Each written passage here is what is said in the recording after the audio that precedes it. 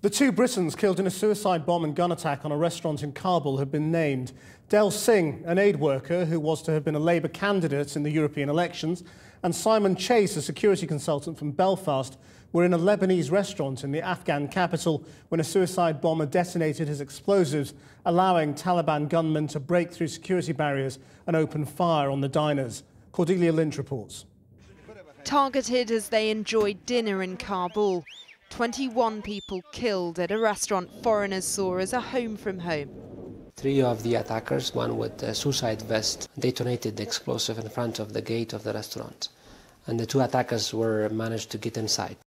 Among the dead was 39-year-old Del Singh. He was a Labour candidate for the European elections with a decade of experience in development. One of the reasons I decided to stand as a candidate is that I felt some of my international experience and my national experience would give me a lot of credibility as a candidate. In my day job, I work in international development. Today, his party colleagues paid tribute to him. He had devoted his life delivering development aid, development assistance in some of the most dangerous countries in the world. And everything he did, it was always about how can I make a real difference to people's lives. So it's a huge loss. I mean, it's a huge loss for his family, it's a loss for us in the Labour Party, but actually the country can't afford to do without people like him.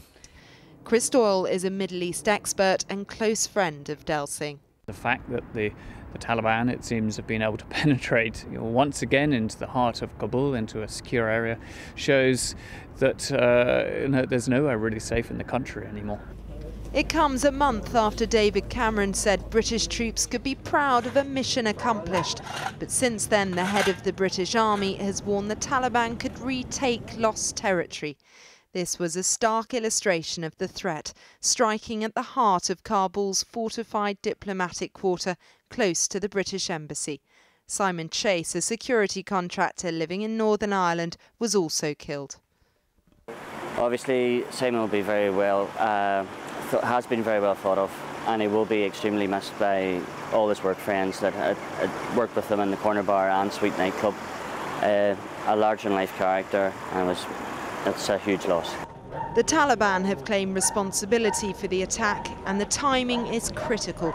3 months before the country elects a president, as foreign troops prepare to withdraw. This appeared to be a statement of intent, and Afghanistan is looking vulnerable.